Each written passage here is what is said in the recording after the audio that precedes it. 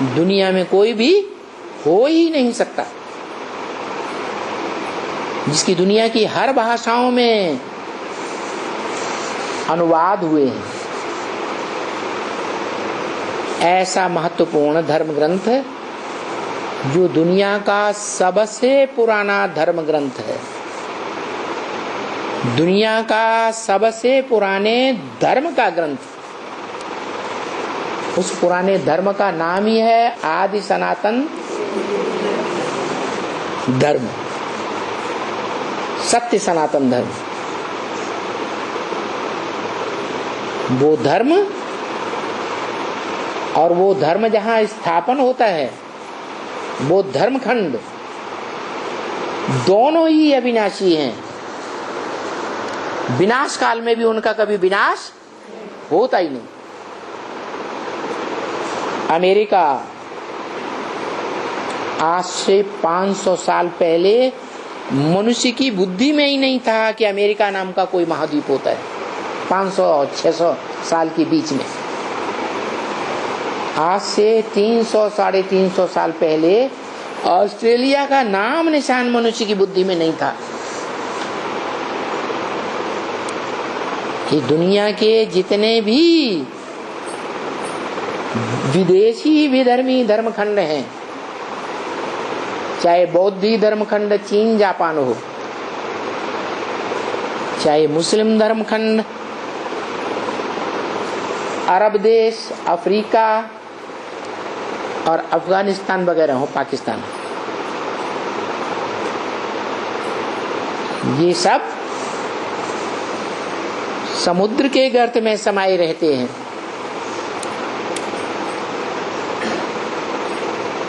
उस समय इनके धर्मपिता भी सृष्टि पर नहीं होते। क्यों? क्योंकि सृष्टि पर सत्य ही सदैव रहता है। दुनिया में भी कहावत है, झूठ के पांव नहीं होते। जो झूठा होता है वो भाग खड़ा होता है और सच्चा अडिग रहता है। तो हमारे भारतीय ग्रंथों में, शास्त्रों में भी, भक्ति मार्ग में भी एक ही व्यक्तित्व है, एक ही पर्सनालिटी है मनुष्य सृष्टि में, जिसका कभी विनाश नहीं होता। नाम क्या है? हा? जिसके माँ बाप का नाम कोई नहीं जानता, जिसका कोई जन्म नहीं जानता, जिसकी कभी मृत्यु भी नहीं होती, तो जन्म मृत्यु से न्यारा है। कौन सा नाम? शंकर। वास्तव में शंकर शब्द जो है वो भी पुरुषार्थी व्यक्तित्व का नाम है, संपन्न का नाम नहीं है। शिव के मंदिर में बीच में शिवलिंग होता है या शंकर की मूर्ति होती है? बाजू में देवताओं के मूर्तियों के साथ शंकर की मूर्ति भी रखी जाती है। तो शिवालय में मुखिया कौन हुआ? शिव मुखिया हुआ। इससे साबित होता है कि शिव अलग आत्मा और शंकर अलग आत्मा। शिव को पुरुषार्थ करने की दरकार ही नहीं, वो पुरुषार्थी नहीं है, वो तो पुरुषार्थ कराने वाली आत्मा है। फिर जिसमें प्रवेश करता है वो पुरुषार्थी भी है। पहले पुरुषार्थ करने वाला है या नहीं है? पढ़ाई पढ़ने वाला है या नहीं है? स्टडी करने वाला स्टूडेंट है या नहीं है? उसके अंदर पढ़ाई पढ़ाने वाला सुप्रीम टीचर कौन होता है? शिव। शिव है सुप्रीम टीचर, जो बोला भी है ब्रह्म वाक्य में, जिसे वेद वाक्य कहते हैं। शास्त्रों में क्या कहते हैं?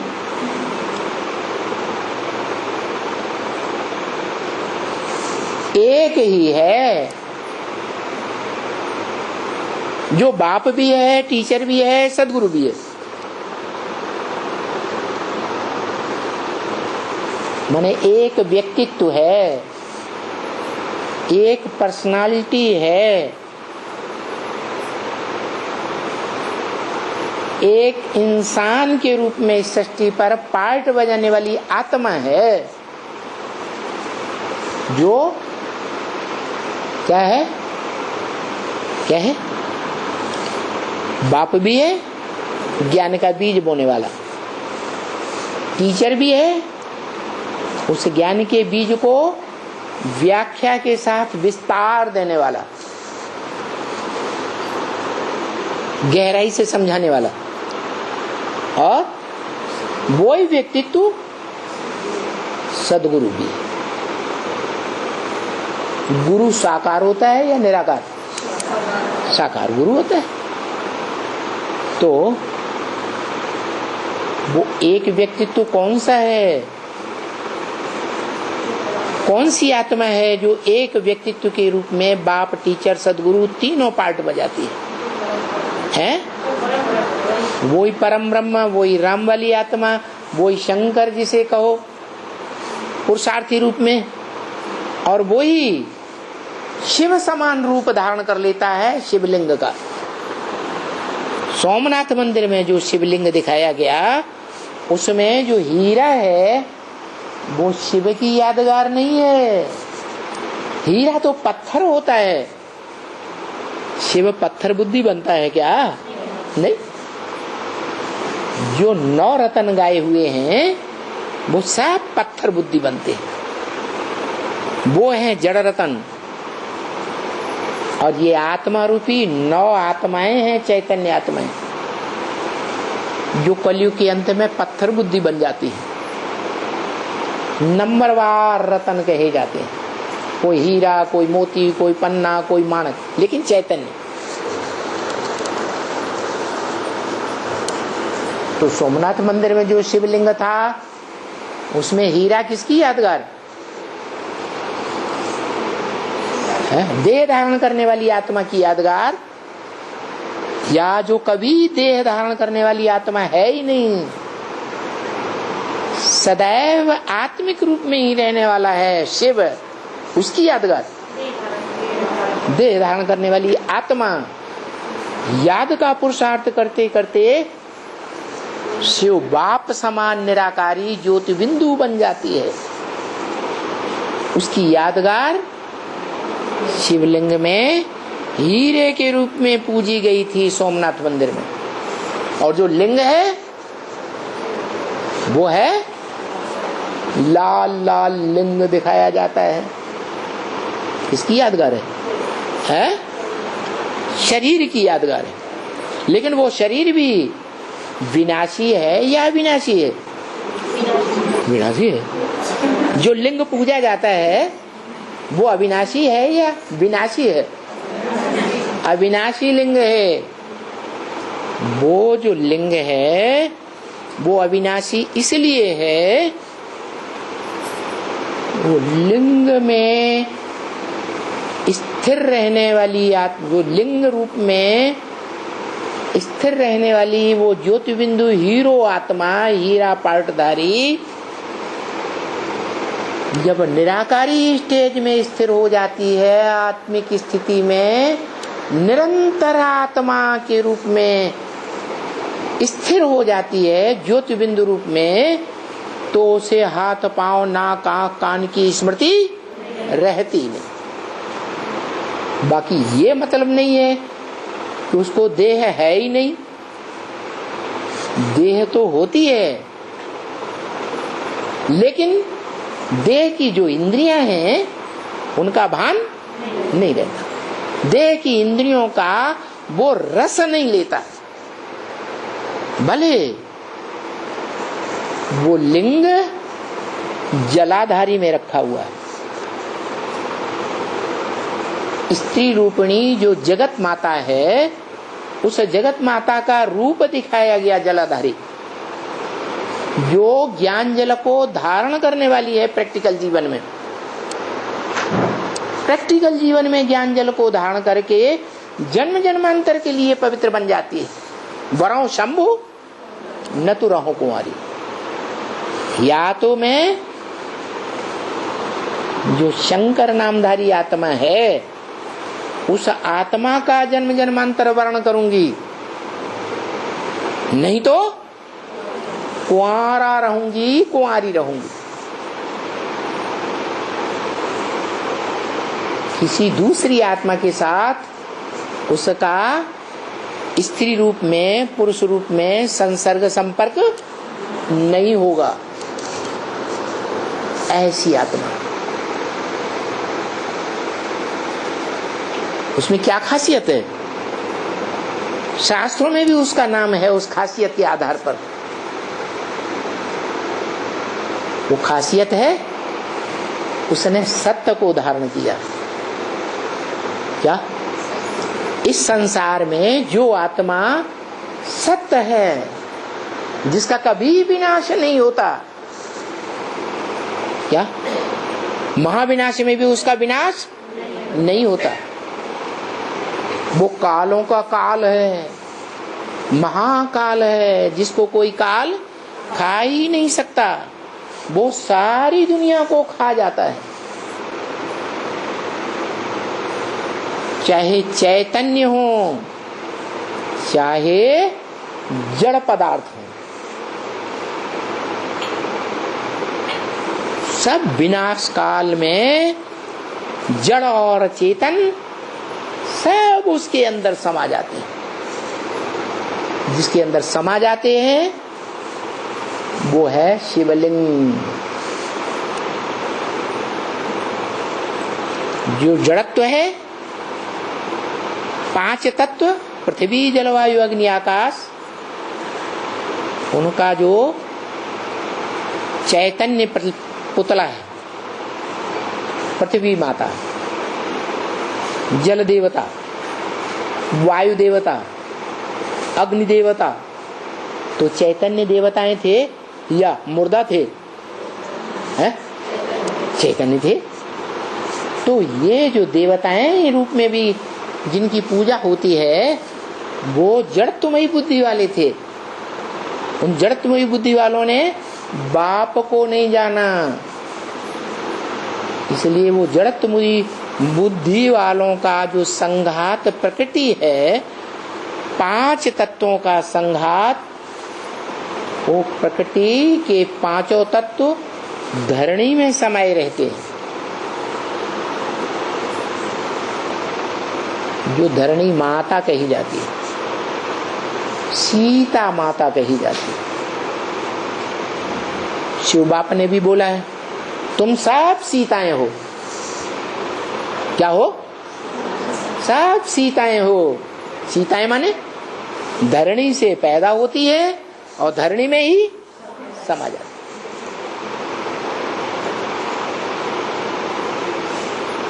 तो सभी मनुष्य आत्माएं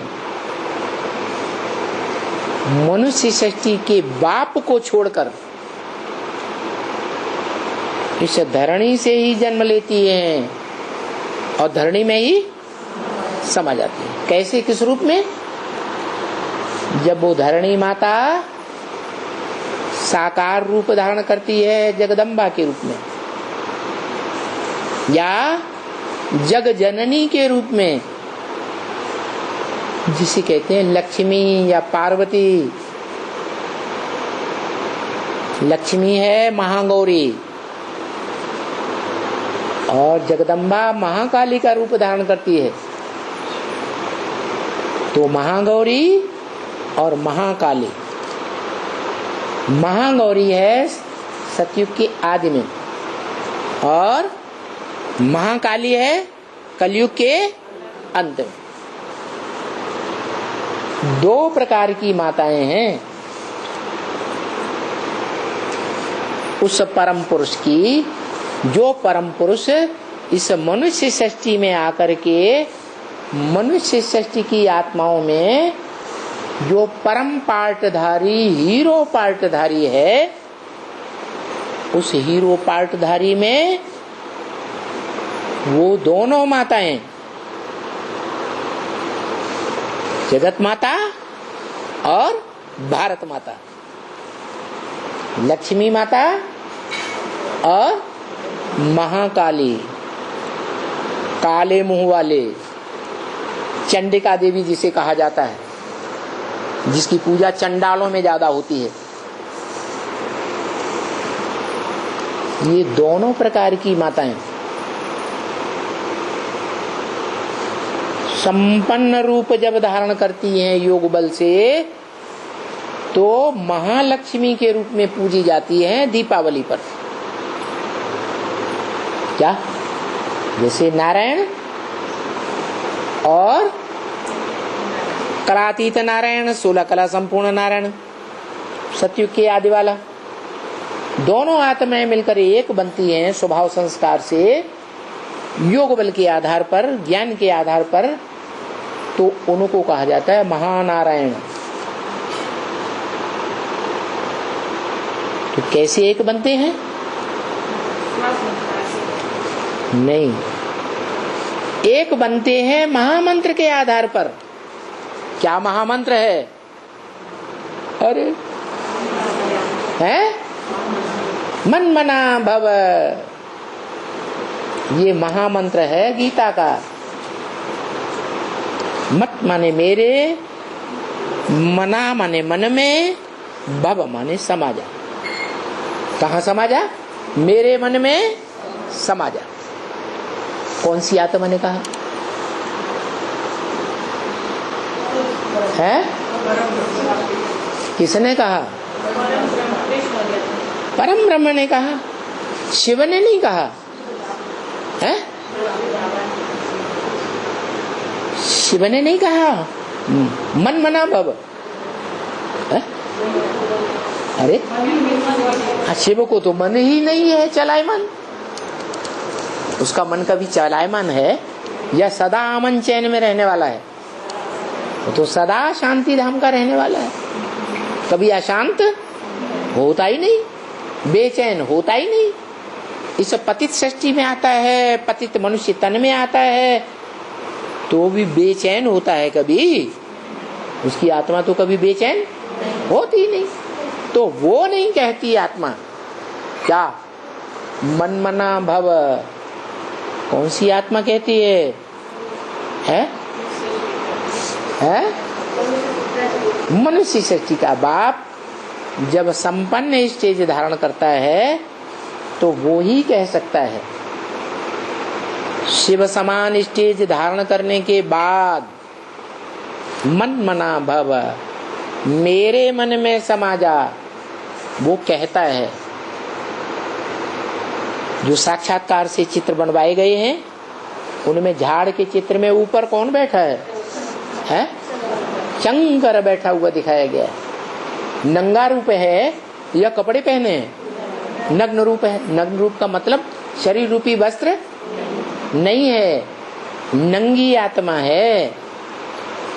वो नंगी आत्मा जब संपन्न स्टेज धारण करती है आत्मिक स्थिति में, ज्योति बिंदु मात्र बन के रह जाती है, उस समय की बात है कि सारी मनुष्य सृष्टि की आत्माओं को वो आकर्षित करती है।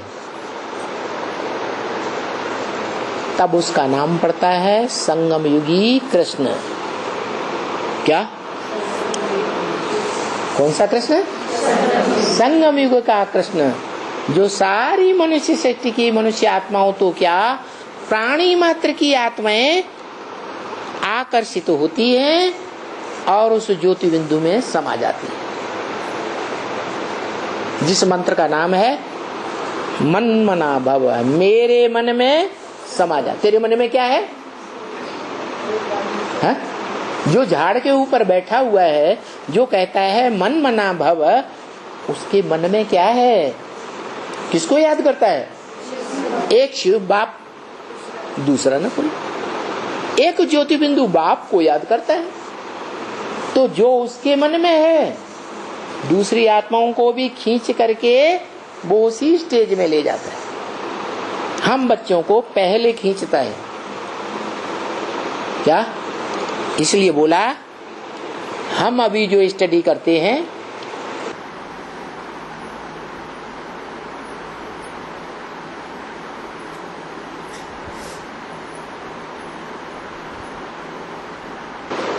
हम स्टूडेंट जो स्टडी करते हैं राजयोग की,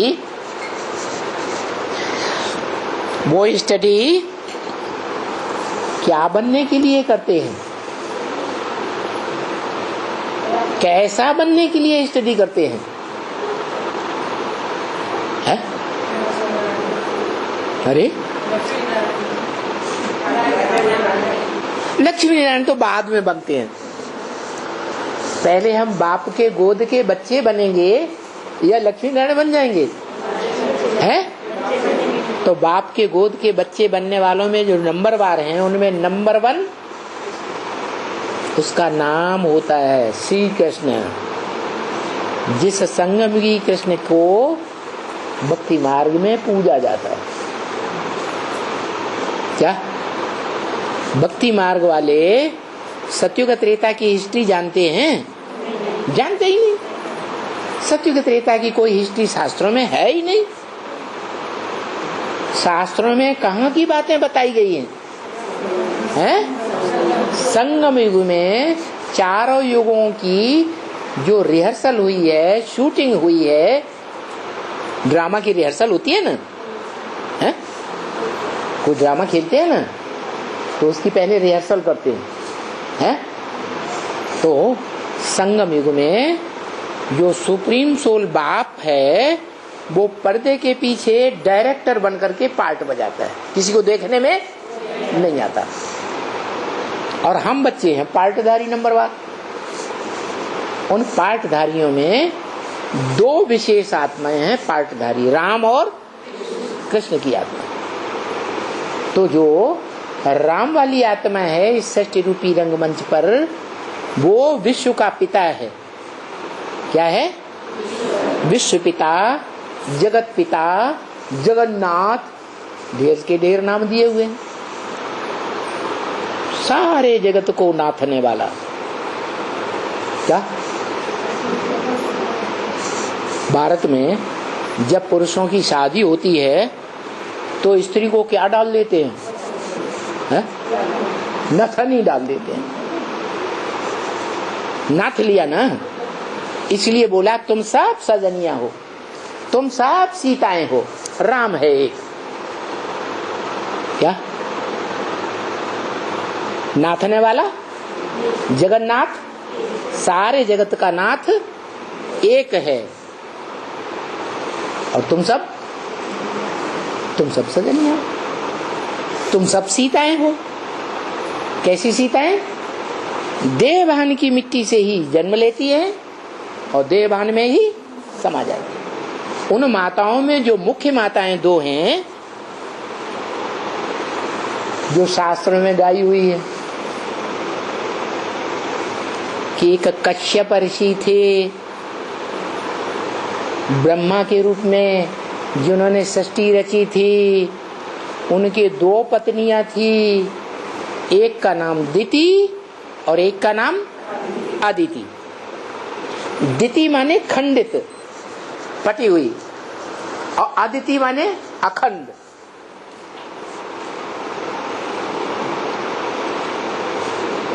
जो पवित्रता में अखंड थी, एक के सिवाय एक पति परमेश्वर जो माना जाता है भारतीय परंपरा में, उस एक कश्यप के सिवाय और किसी से खंडित नहीं हुई इंद्रियों के द्वारा। न व्यभिचारी आंख बनी, न व्यभिचारी कान बने, न व्यभिचारी कोई इंद्रिय बनी। सब प्रकार की इंद्रियों से सच्ची, सत्य को धारण करने वाली, उसका नाम शास्त्रों में दिया गया सती पार्वती।